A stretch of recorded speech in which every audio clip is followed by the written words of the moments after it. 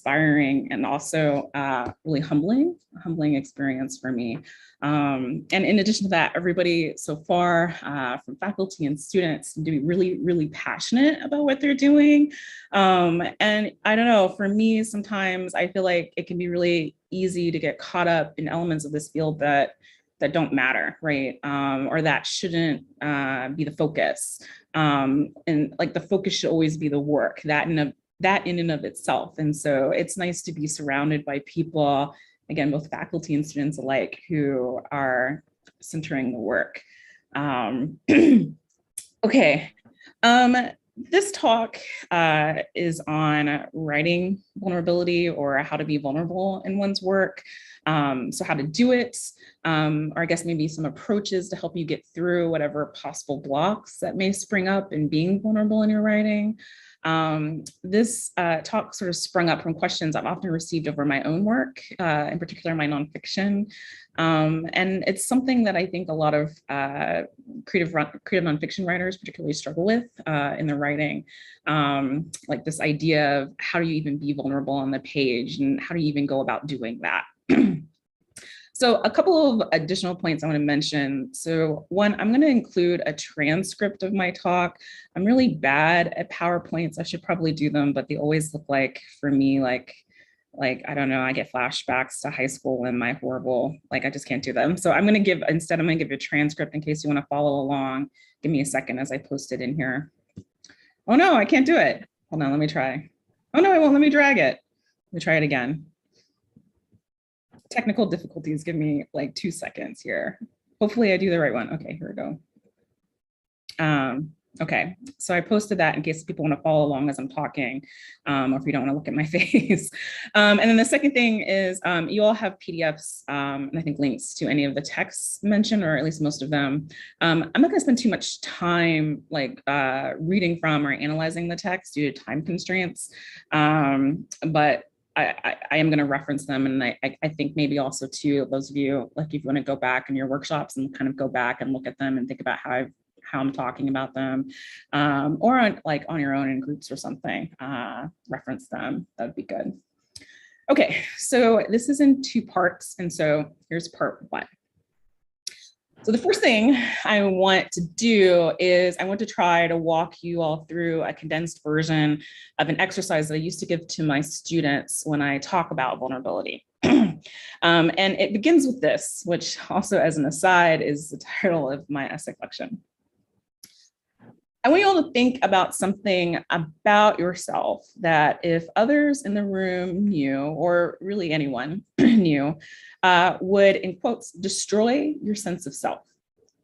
The way that I've explained this to students is that it could be an insecurity or a perceived flaw. It could be something that you did to another person, or something that you didn't do. For me, at least, I'm really interested in those moments in life of inaction, where we failed to do what we should have.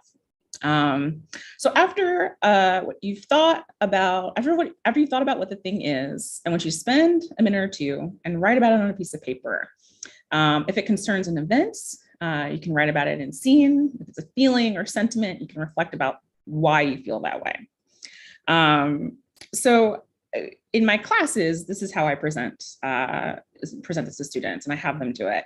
I'm not going to ask you all to do that today, or not necessarily write it down today, but if you think of something, that's good.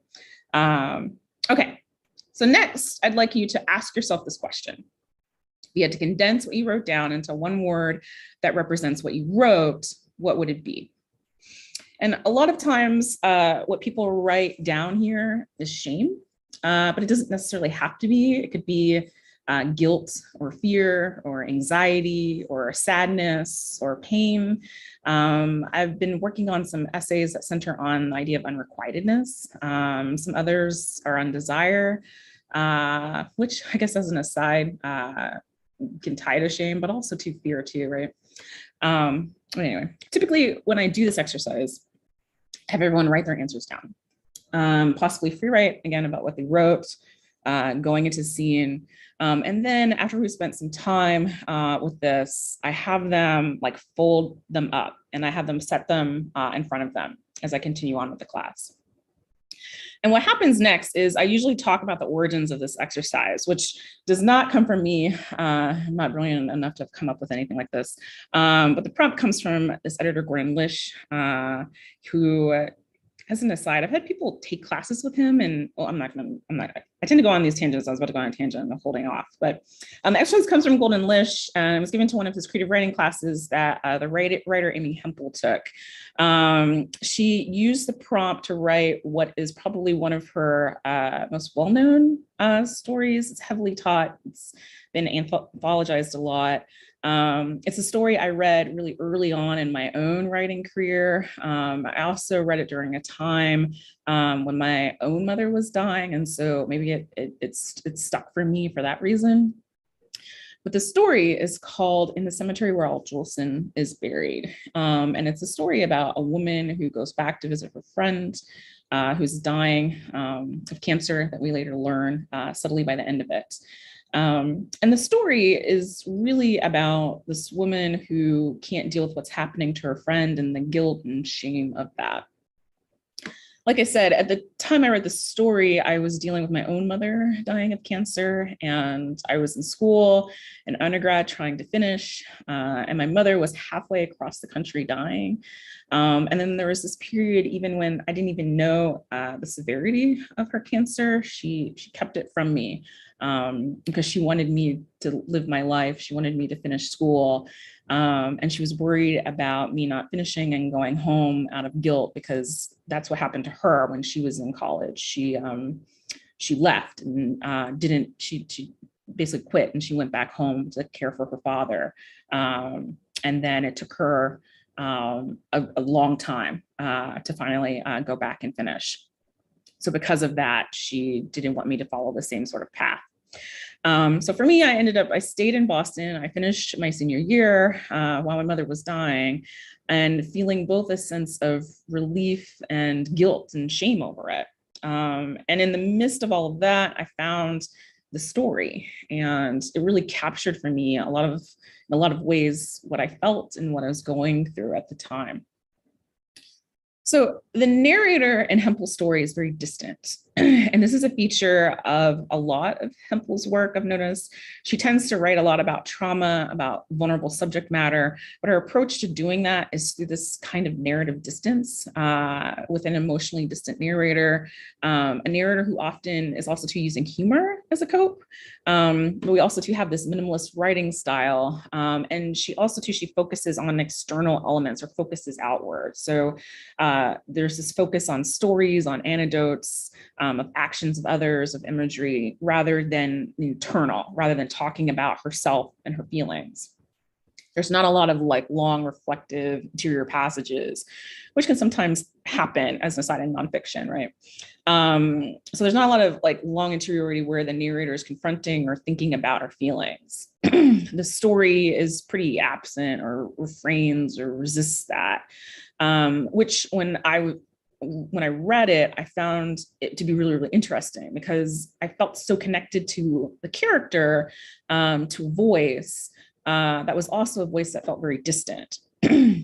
So thinking about the negotiation between these two things, both closeness and distance, that's happening in the text, was something that intrigued me. I mentioned this distance because one of the approaches I've noticed that a lot of writers take, both in fiction and in nonfiction, in writing about difficult subject matter, is to try to create some sort of emotional distance in order to write about it. So to rephrase, creating or having emotional distance in order to write about difficult subject matter. I'm going to talk a little bit about approaches later on in the part 2 of this, but the idea here is to use whatever tools you can to try to avoid melodrama or sentimentality or being too maudlin, which is the risk when writing about vulnerable subject matter. Grief in Hempel's case, or guilt or shame or anxiety or depression or unrequitedness or whatever it is. So in my class, I give my lesson, and that was a very quick version of it. And we typically talk about the Hempel story. I point out more specifics in terms of dialogue, the humor, right? But you get the gist of it. And at some point after this, I do eventually return to the prompts. And so finally I asked them, what would you say if I asked you now to read them out loud?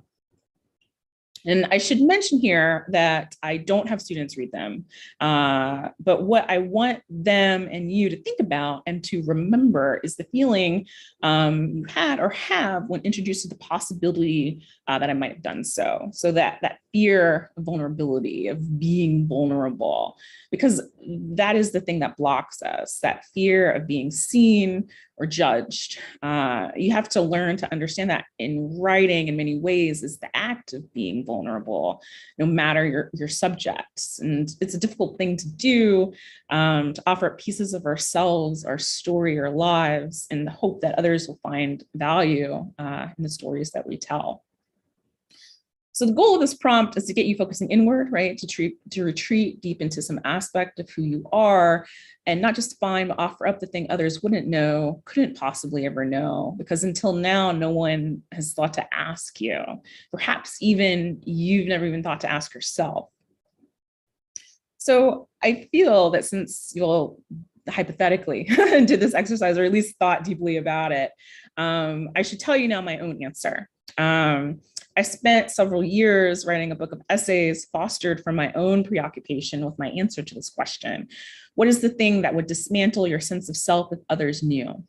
It's a difficult question to answer if a person is really honest with themselves, right?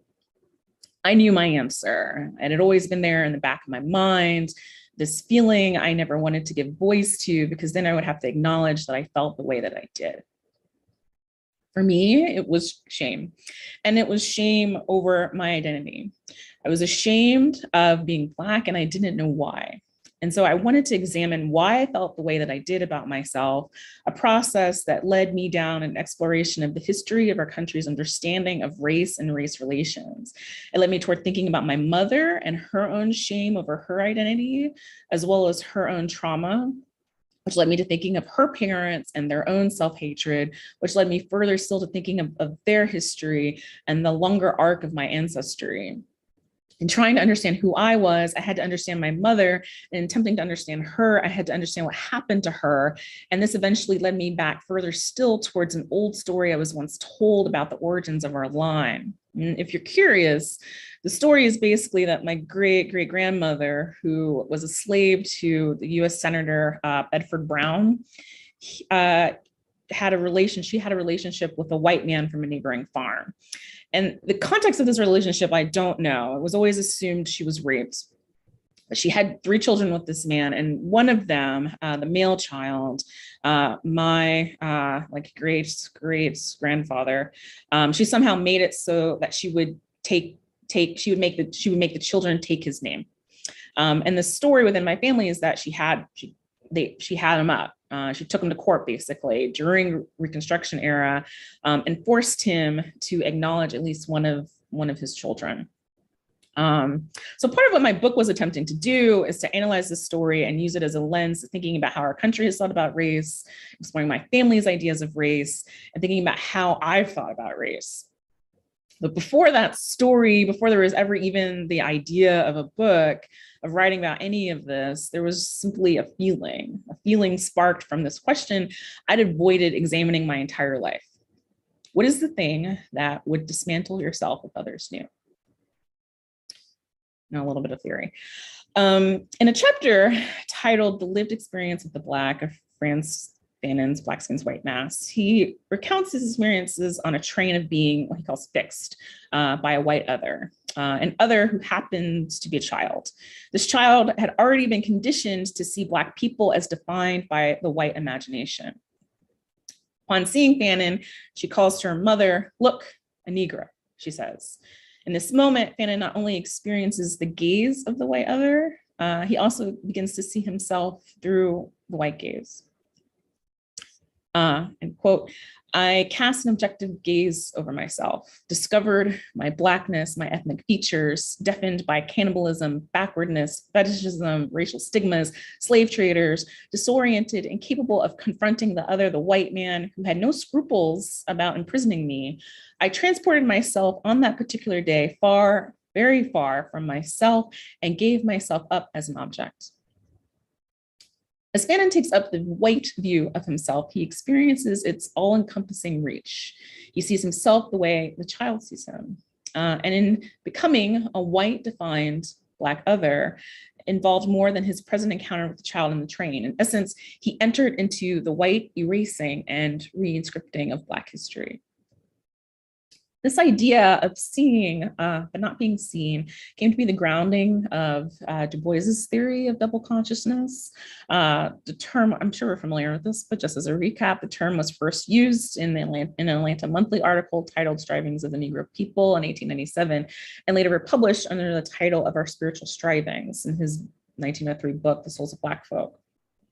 Quotes, is a peculiar sensation, this double consciousness, the sense of always looking at oneself through the eyes of others, of measuring one's soul by the tape of a world that looks on in amused contempt and pity. So this question of how do you see yourself? How is how you see yourself shaped by others' perceptions? Like Fanon, when I began to recognize myself through the eye of another, I too saw a history of fetishization and stereotypes. This theme is often explored in the works of the marginalized. And if I had time, we could discuss further ways in which writers of color have explored this theme in their work, how in their awareness, they've begun to critique and dismantle these perceptions. We could also extend this conversation even further still to look at class.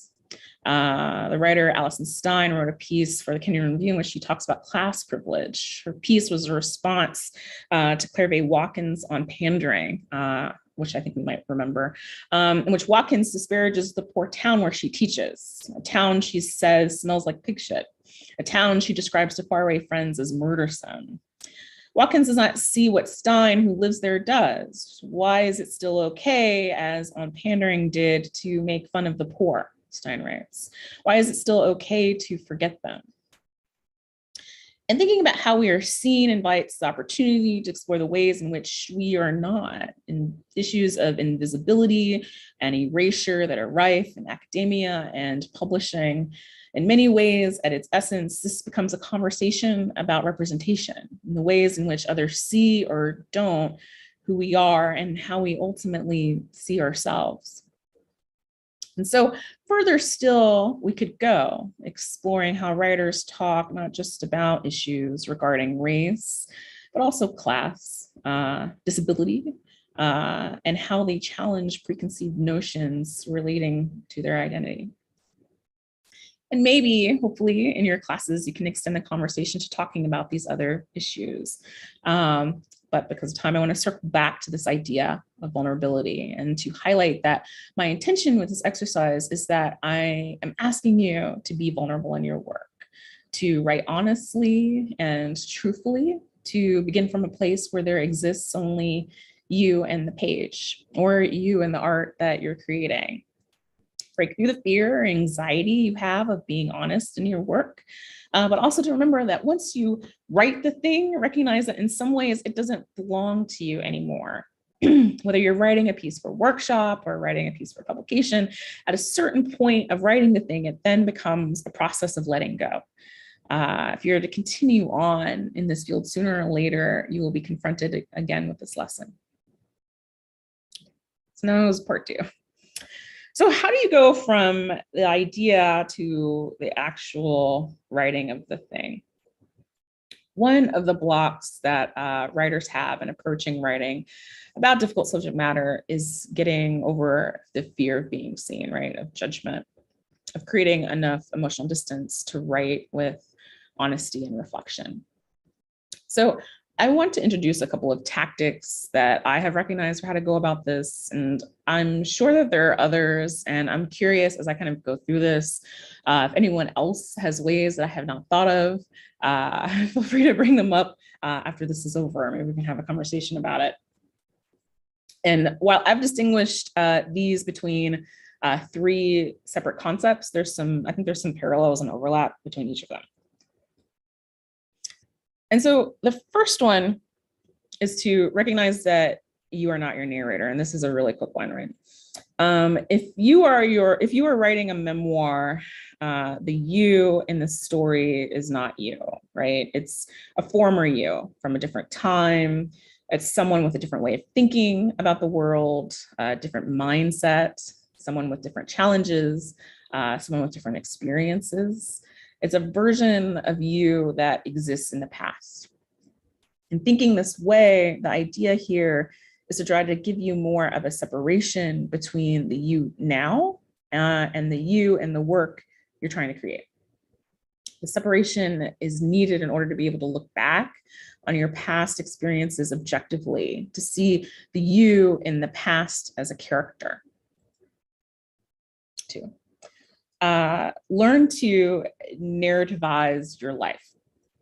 So in order to explain this concept, I have to tell a couple of anecdotes and just talk about a couple of things.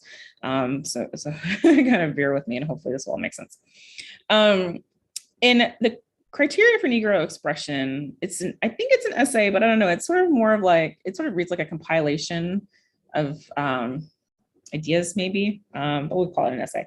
Written during the Harlem Renaissance era, anthropologist and writer Zora Neale Hurston, she tries to identify the features that make up a Black aesthetic.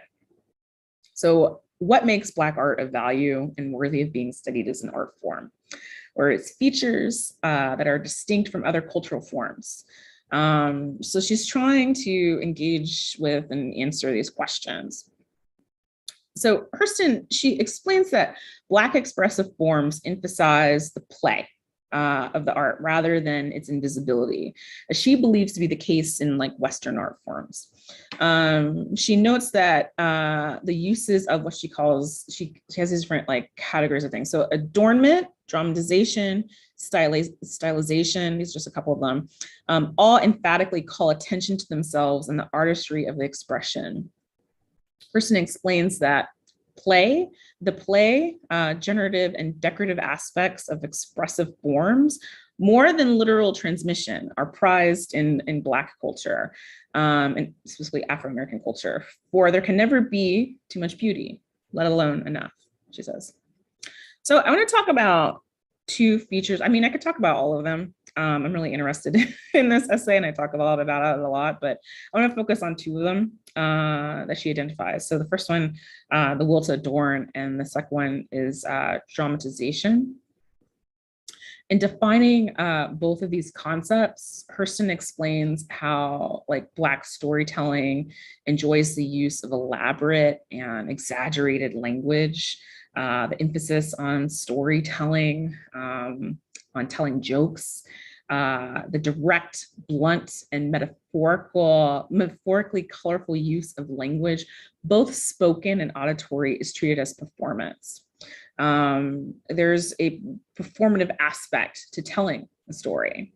There's the colorful use of language, of metaphors, of cliches, and idioms. There's a display of creativity and risk-taking. In short, it's often the act of telling a story that's more important than the story itself. And this happens not just right in thinking of like how we want to think of like a story in terms of like a short story or a novel, but this can happen in like everyday speech. And I'm going to try to give an example of it in a second.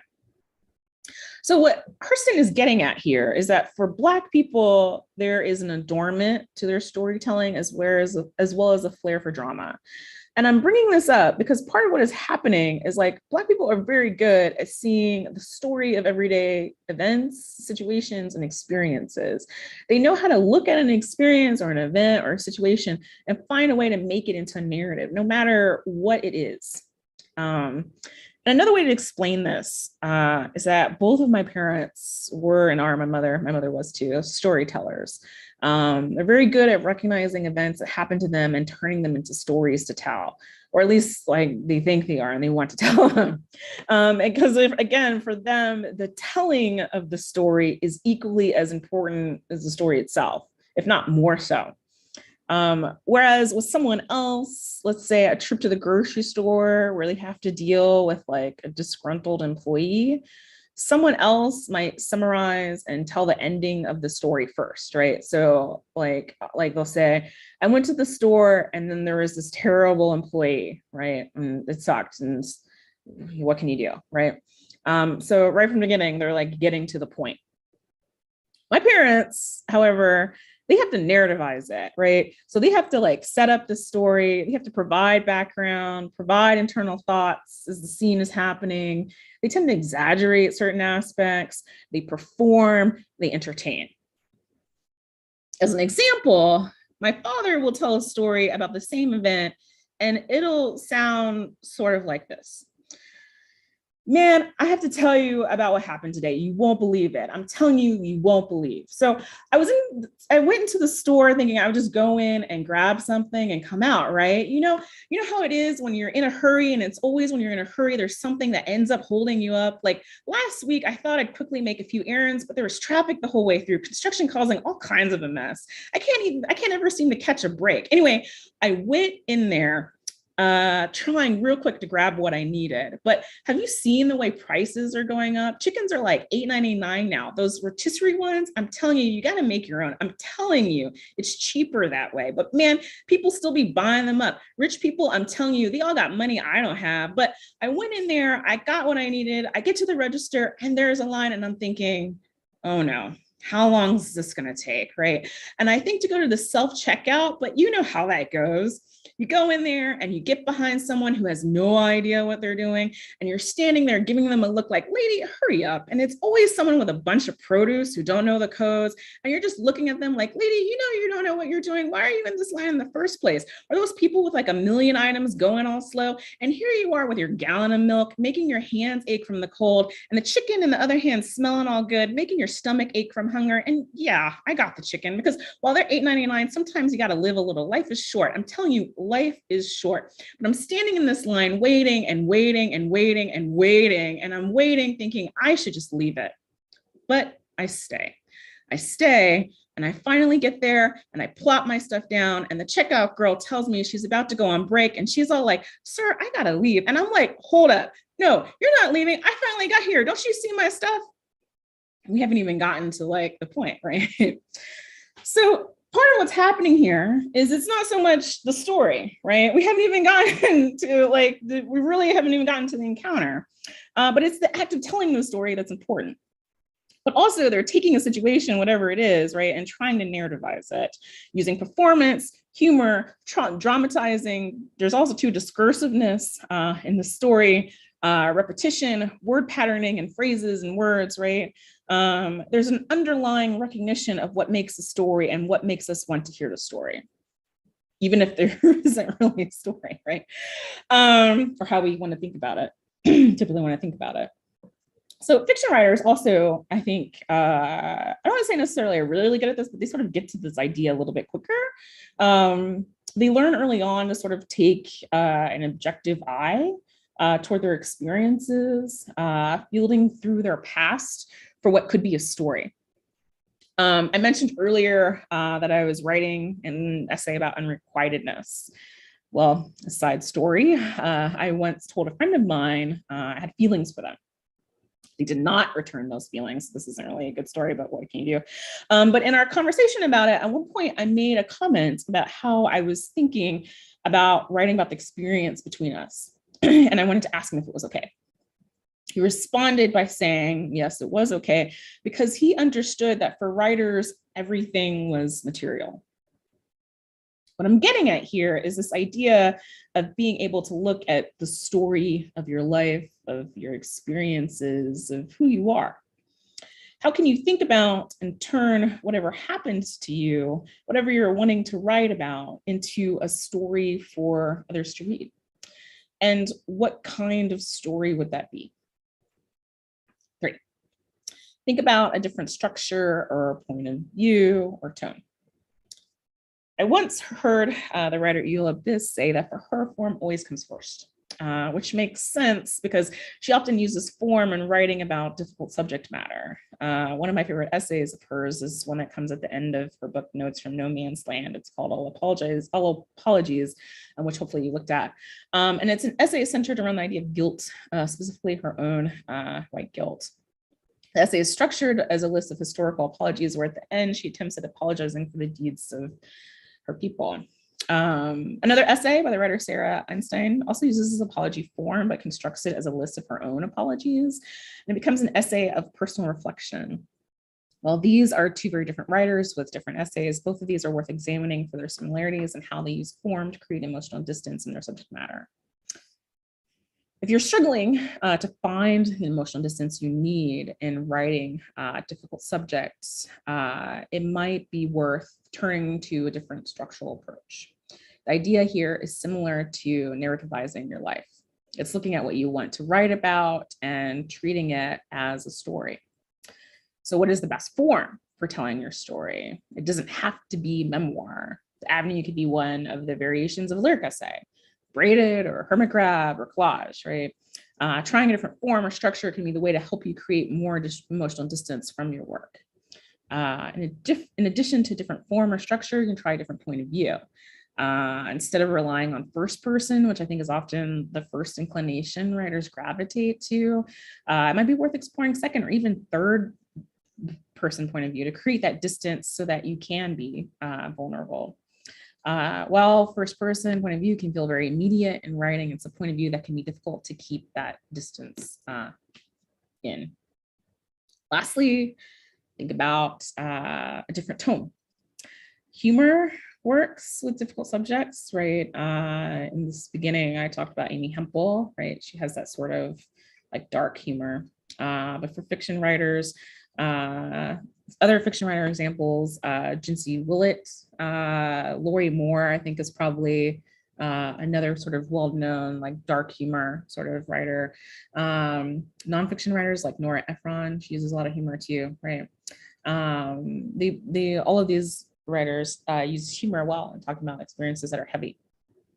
It can also work as a comic relief in serious subject matter. Okay, so in conclusion, hopefully this has provided you a couple of avenues for exploration for your work. The exercise that I give is one I've often turned to, asking myself some more questions to get at the root of a potential essay. So what are my insecurities? What am I scared of? What are mistakes I've made? What are things I wanted to change about myself, my life, my circumstance, my past? All of these questions get at possibilities for delving deeper. I also hope that now that you have learned some ways for thinking how to tackle writing about vulnerability, as well as how to use some of these approaches to get past any blocks you come across. I could leave you with any lasting advice. I would say to think about your writing in two ways. So first, you have to learn to approach your subject matter with the kind of vulnerability and honesty as you would have had with this exercise that I talked about. Write as if no one would ever read what you wrote, and see if that approach gets you to thinking about aspects of yourself, your past, and your life that you may not have gotten to otherwise. Second, learn to turn an objective eye toward your experiences as well as your writing to see the story and the story you want to tell. So I have a little addendum also to this talk. I've been thinking a lot over the past couple of weeks about the things that I brought up in this talk. And I guess the realization that I've had recently is that for me, at least, the issue isn't so much anymore that it's difficult to be vulnerable in one's writing, but to be vulnerable in one's life. That is the piece that I've struggled with, that I still struggle with. How do you continue to be vulnerable, to be open, to be honest, to be true to who you are, to not be guarded or resistant or combative? How do you do that when everywhere you look, it feels as if there is someone or something trying to break you? I look at the world and the state of things, and I see so many reasons to want to shut down. I look at my own past and I see how much I've been harmed, in which others have damaged me in ways I'm still trying to unpack. And when I think about that, there is this question of how, despite all of this, how do you continue to live a life where you don't let these things take away, or people take away from who you are, who you could be, and whatever possibilities exist in what you want to do? I don't know the answer here. I don't. But what I'm interested in now, what I think my own work is beginning to move towards, is learning to find out. Thank you.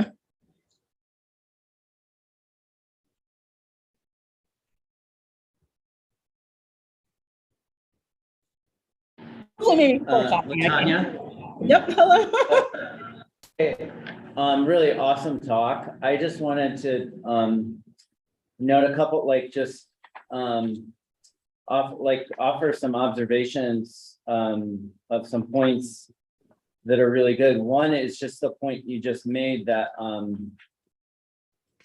learning how to be more vulnerable in our writing ultimately can help us become more vulnerable human beings in our lives, in our relationships. And I always like making those connect, like that our writing practice can actually activate other relationships in our lives. So I just wanted to acknowledge that really awesome insight. And the second thing, I guess, connected to it, and maybe you could say more about this, is you mentioned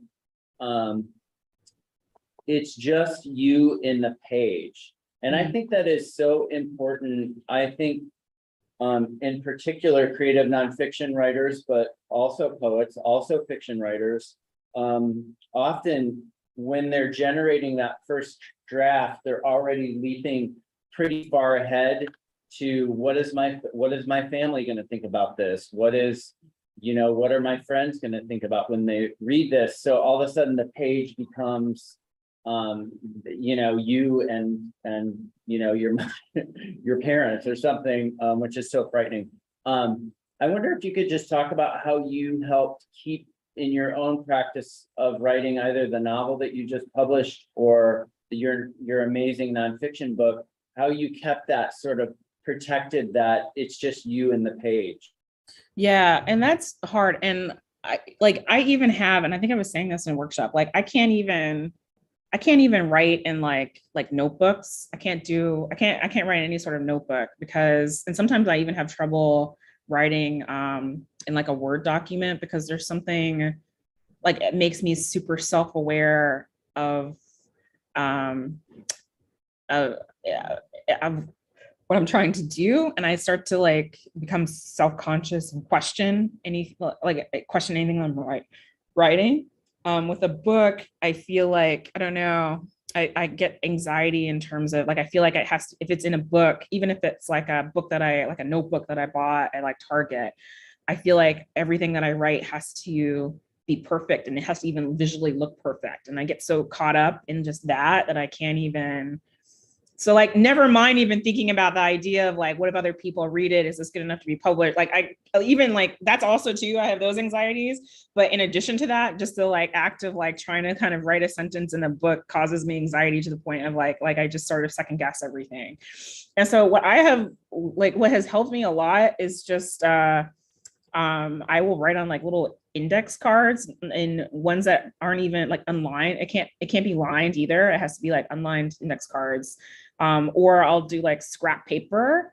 And then just anything that feels like there's like low stakes that I can throw away, that it doesn't matter. Because it is like that act of like, I think when I like, so like with the exercise, right, this they rip them out and they fold them up and they put them away, like this sort of like the performative gesture of it, it gets them to sort of detach from what it is, right? And so even that for me, like this recognition that I could throw this away. It doesn't, like, I can write whatever I want and rip it up and throw it away and nobody will see it. Like it frees me up a little bit. And so that's helped me. And I don't know if necessarily that answers it, but that's what it does. It does. I think it's like we have to sort of trick ourselves to get to that place. It's just you and the page.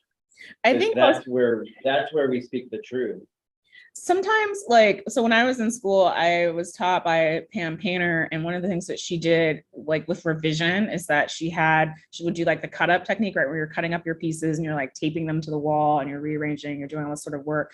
And I think that's in some ways a similar type of idea, because you're getting like there's like an attachment to the thing, And part of what she's trying to do is like loosen that attachment and is try to sort of see like the thing that you're writing or your experience, like to see it in terms of like craft and like things that can be manipulated and changed and just again to loosen the attachment of it. But it's hard. It's hard to do. Awesome. Thank you, LaTanya.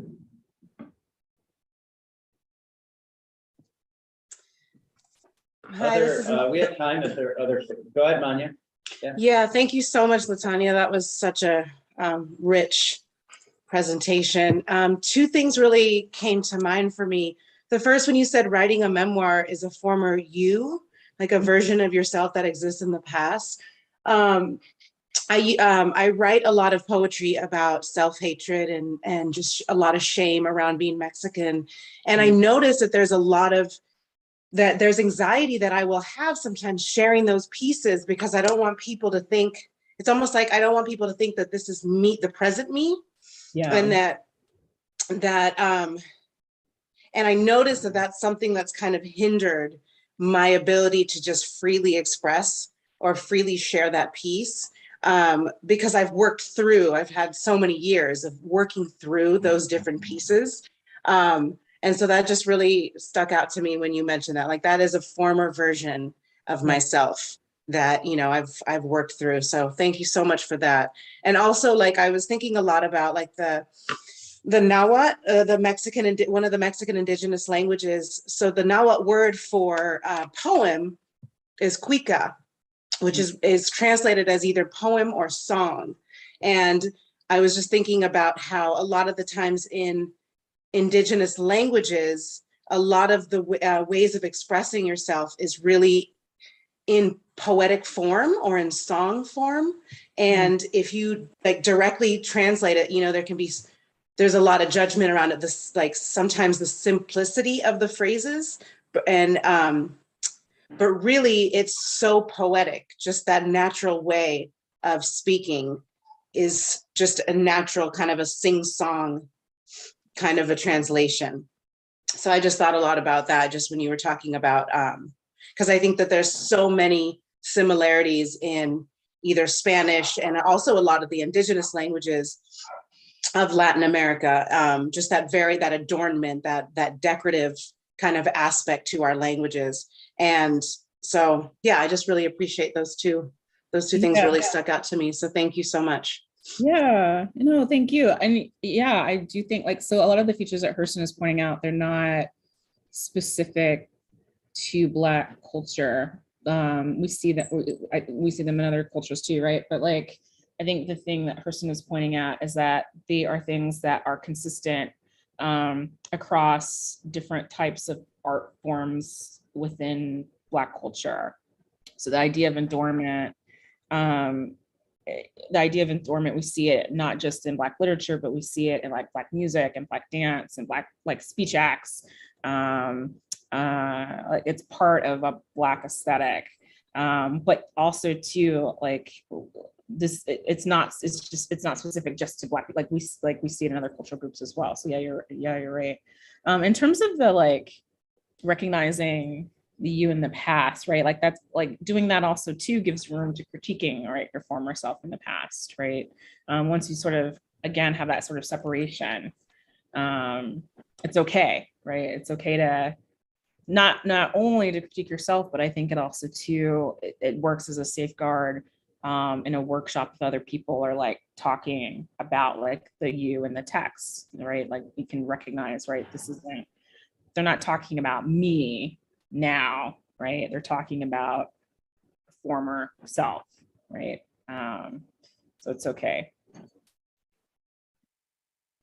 Thank you so much. We have time for maybe one more question. I guess I have just kind of an observation or something I would talk about. And thank you so much for talking, really illuminating, definitely. I like that idea that you talked about of turning on an objective eye to your own life.